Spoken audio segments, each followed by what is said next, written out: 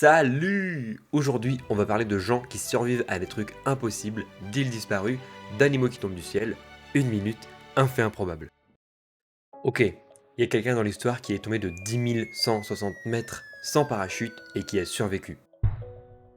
Je comprends pas comment c'est possible, mais on va creuser. En 1972, une hôtesse de l'air serbe, Vesna Vulovic, âgée de 22 ans, embarque dans un vol banal. Après 1 heure de vol, le DC-9 explose en plein vol et se désintègre au-dessus de la République tchèque. Tout le monde meurt, sauf elle. Elle a été coincée par un chariot de service dans la queue de l'avion. Quand le reste se désintègre, cette partie retombe comme un bloc freiné par la neige, les arbres et la pente. Je crois qu'elle a utilisé tout le stock de chance possible qu'elle avait dans sa vie, celle-là.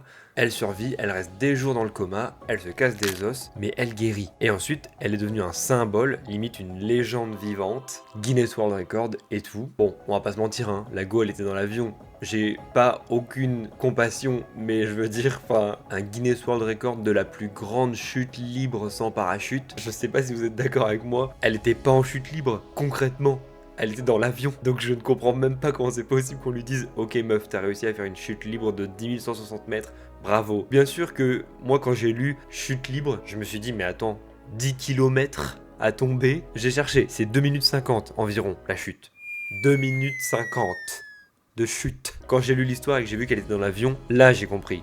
Mais du coup moi je suis pas d'accord avec le Guinness World Record, c'est pas une chute libre, elle était dedans quelque chose. Et après une chute pareille, on se dit que le corps humain c'est quand même incroyable. Bah ça tombe bien, ça me permet de faire une transition sur la méduse, parce qu'elles ont un corps tout aussi incroyable, tellement incroyable qu'elles n'ont juste pas de cerveau.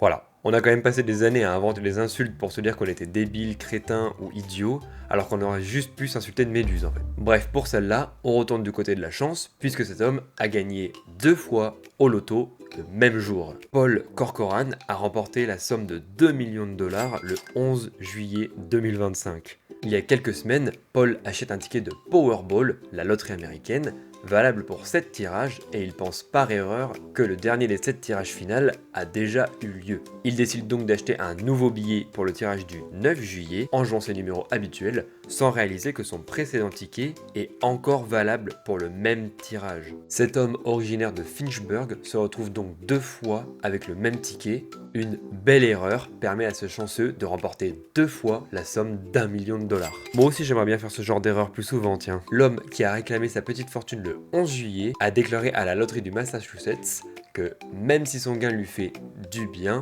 il ne sait pas encore de quelle façon il va la dépenser. Bon, lui a clairement eu du bol, contrairement à l'autruche qui, elle, a des yeux plus gros que son cerveau.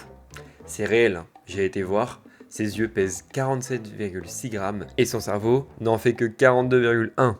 What the fuck? Imagine ça, un gars normal, garde forestier, se fait frapper non pas une, mais 7 fois par la foudre. Et il survit. Oui, pas une légende urbaine, une vraie histoire. Roy Sullivan était garde forestier dans le parc national Shenandoah National Park en Virginie entre 1942 et 1977. Il se prend 7 éclairs incroyables. Premier coup en 1942, alors qu'il fuit une tour anti-incendie qui a pris feu. Ok. La foudre le cloue au sol, brûlant une partie de sa jambe. Ensuite, ça s'enchaîne dans des contextes absurdes, dans sa voiture, même si je croyais que la voiture protégeait les éclairs, en jardinant, dans son poste de garde, plusieurs fois ses cheveux prennent feu, il perd ses cils et ses sourcils, décidément, et il finit plusieurs fois étourdi. Sans blague, à mon avis on serait tous morts, plusieurs fois, à ce stade. Le dernier choc survient en 1977 alors qu'il pêche. Un éclair le frappe en pleine tête, enflamme ses cheveux et brûle son torse. Et pour finir le tableau, il s'en sort. Genre t'as nous en mode en vrai il fait pas très beau, j'ai peut-être pas envie de sortir. Lui il est en mode ah purée, ciel bleu. Non, va falloir que j'attende qu'il y ait des nuages, hein. Il a survécu à tous les coups et il a son propre Guinness World Record de l'homme qui a survécu au plus grand nombre d'éclairs. Du coup, côté statistique, j'ai fait des recherches. Selon des estimations, la probabilité d'être touché 7 fois par un éclair est de 4,5 sur 10 puissance 31. Autant dire que c'est juste absolument énorme. Bref, je crois que t'as plus de chances de gagner au loto à ce stade. C'est quand même l'histoire d'un mec complètement maudit par les orages, mais aussi d'un survivant incroyable en vrai. Si la nature peut être cruelle, parfois c'est elle qui nous rappelle qu'on n'a pas tous la même chance. Bon, on va continuer de parler de météo, mais cette fois, c'est pas des éclairs qui tombent du ciel, mais des animaux. Et oui, ça existe.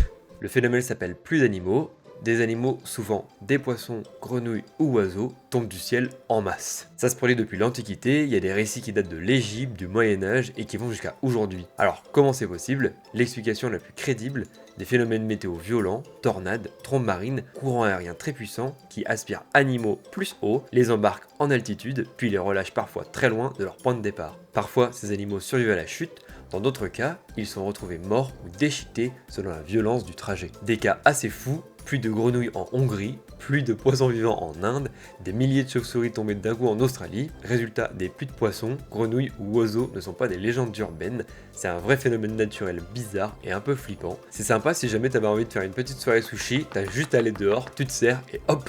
Et en parlant de poissons, sache que le petit poisson rouge que tu gagnais à la fête foraine, il peut vivre 25 ans. Dire que moi je gagnais 3 semaines max, super. Bref, parlons d'une autre disparition mystérieuse, pas un poisson cette fois, mais une île entière. Imagine-toi, depuis des siècles, une petite île, l'île de Bermuda, apparaît sur les cartes au golfe du Mexique, et puis, du jour au lendemain, pouf, elle disparaît. On met à jour les cartes des océans, mais l'île, elle, n'est jamais retrouvée. Qu'est-ce qui s'est passé? L'île de Bermuda était signalée depuis le 16e et figurait sur les cartes officielles jusqu'au 20e. Elle était utilisée pour délimiter la frontière maritime entre le Mexique et les États-Unis, ce qui donnait accès à une vaste zone maritime riche en pétrole. Mais en 1997, des bateaux de la marine mexicaine, et plus tard des relevés sonars en 2009, n'ont trouvé ni d'île, ni de récif à l'endroit indiqué. Résultat, l'île est officiellement considérée comme une île fantôme, certains pensent qu'elle n'a jamais existé, ou qu'il s'agissait d'une erreur cartographique. Mais l'absence d'île profite aussi à ceux qui exploitent les ressources, ce qui nourrit des théories plus dark, qu'elle a été aussi coulée ou détruite volontairement pour redéfinir les zones pétrolières. Carrément la théorie du complot. Bref, l'île de Bermuda, c'est un peu comme le fantôme des cartes maritimes. On l'a dessinée, on l'a vue, puis du jour au lendemain, elle a disparu. Mythe, erreur, conspiration. En vrai, j'ai du mal à imaginer un mec faire une erreur sur sa carte. On parle d'une île, pas d'un rocher. Donc, je pense qu'il y a quand même une certaine différence à faire. Bon, on va continuer de parler de géographie. T'imagines un endroit sur Terre où il n'y a personne, vraiment personne, pas d'animaux, pas d'avions, pas de bateaux, ni même de Pokémon sauvages, juste le vide absolu. Et bien cet endroit existe et il s'appelle le point Nemo. Le point Nemo, c'est le lieu le plus isolé de toute la planète, un point au milieu du Pacifique à plus de 2600 km de la Terre la plus proche. En gros, pour imager, c'est quasiment la distance Paris-Moscou.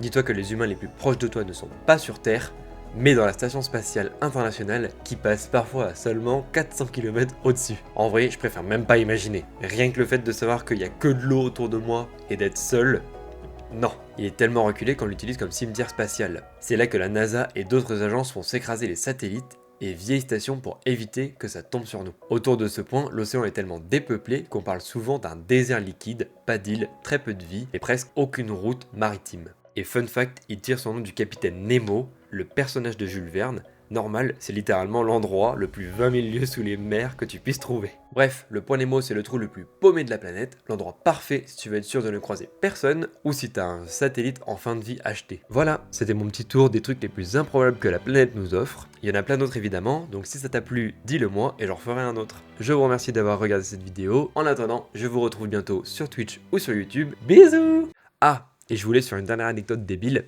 le crocodile ne peut pas tirer la langue. Voilà, bye!